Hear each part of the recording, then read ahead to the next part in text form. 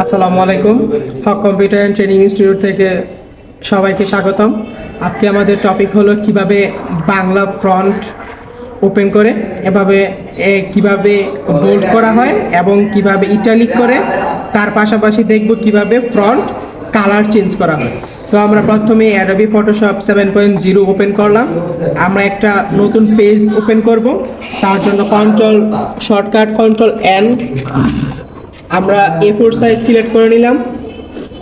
আমাদের একটি পেজ চলে আসছে। তো দেখতে পাচ্ছি যে আমাদের এখানে কোনো টুল বক্স নেই। তো আমরা ইম্পর্টেন্ট কিছু টুল বক্স আমরা নিয়ে আসব। সেজন্য টুল বক্স নিয়ে আসার জন্য পদ্ধতি হলো, আমরা এই মেনু বারে আমরা উইন্ডো ক্লিক করব। আমাদের যেটি সবচেয়ে বেশি প্রয়োজন হয় সেটি হলো টুল বক্স এবং হিস্টোরি, আরেকটি হচ্ছে আমাদের লেয়ার। এই তিনটি জিনিস আমরা নিয়ে আসলাম। এখন আমরা এই পেজের মধ্যে আমরা লেখালেখির কাজ করব। তো লেখালেখির কাজ করার জন্য আমরা বাংলাটাই সিলেক্ট করে নিলাম। তো কিভাবে আমরা বাংলা ফ্রন্টে কাজ করব তার জন্য এটা হচ্ছে আমাদের ফ্রন্ট বক্স। আমরা এই ফ্রন্ট বক্সে ক্লিক করলাম। সুতনি এমজি আগে থেকে নেওয়া ছিল, তো আমরা নতুন করে আবার নিলাম সুতনি এমজি। তো এখানে আমরা লেখালেখির কাজ করব।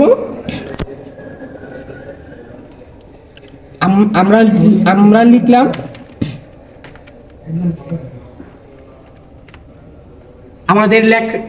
আমাদের লেখাটি কমপ্লিট হয়ে গেল। এখন আমরা এই লেখাটি আমরা বড় করব। তো বড় করার জন্য দুই ভাবে করা যায়।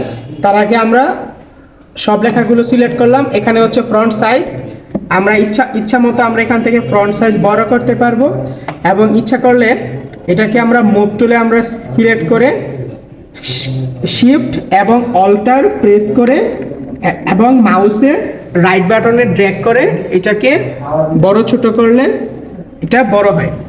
আমরা এন্টার দিয়ে দিলাম, আমাদের লেখাটি কমপ্লিট হয়ে গেল। এখন এই লেখাটি আমরা বোল্ড করব। কিভাবে বোল্ড করব?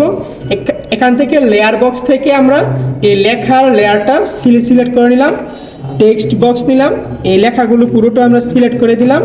এখান থেকে বোল্ড করে দিলাম, আমাদের লেখাগুলো একটু বোল্ড আকারে হয়ে গেল। আবার আমরা এই লেখাটিকে আমরা ইটালিক করে দিলাম। ইটালিকের জন্য ইটালিক করে দিলাম, হয়ে গেল ইটালিক। পাশাপাশি আবার দুইটিও করা যায়।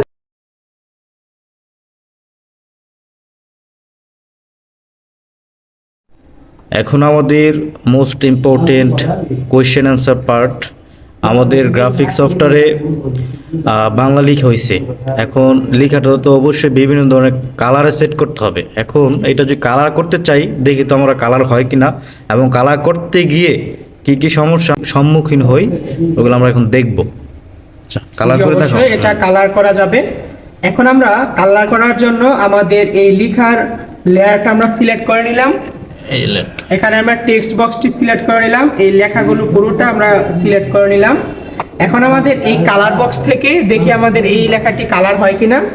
কালার বক্স থেকে আমরা একটি কালার নিয়ে নিলাম, এন্টার প্রেস করলাম। দেখা গেল যে এখানে আমাদের মেন কালারটি হলো না, আমরা যে ব্লু কালারটি দিতে চাচ্ছিলাম এখানে ব্লু হলো না। এটা সমস্যা কি? জি, এখানে সমস্যাটি হলো আমাদের এই যেখানে এই পেজটি নেওয়া ছিল, এটা নেওয়া ছিল grey scale colour. Grey scale সাধারণত কালারটি হয় দুইটি কালারে, সাদা এবং কালা।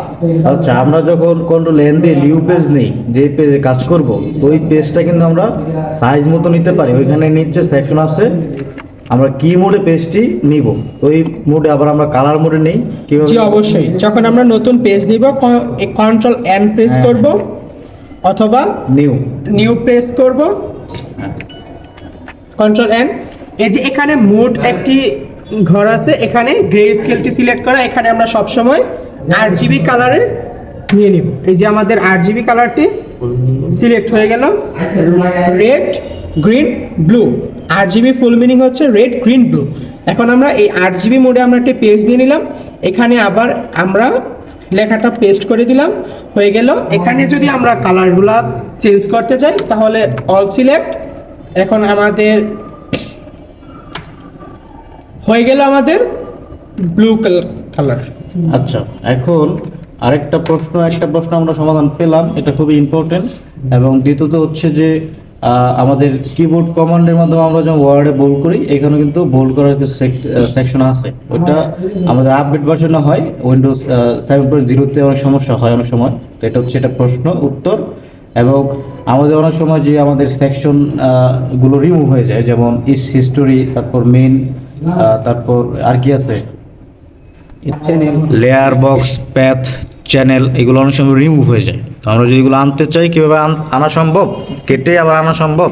জি অবশ্যই, মনে করি আমরা এই টুলস বক্সগুলো আমাদের কাছে নেই, তো আমরা অনেকেই বিপাকে পড়ে যাই। তার জন্য বিপাকে না পড়ে এটা অবশ্যই আনা সম্ভব। আমরা এই মেনু বার থেকে উইন্ডোতে ক্লিক করব, এখানে আমরা লেয়ারে ক্লিক করে দেব, লেয়ার বক্স চলে আসছে। আবার উইন্ডোতে ক্লিক করব এবং হিস্টোরিতে ক্লিক করব, আমাদের হিস্টোরি বক্স চলে আসছে। ওকে, থ্যাংক ইউ।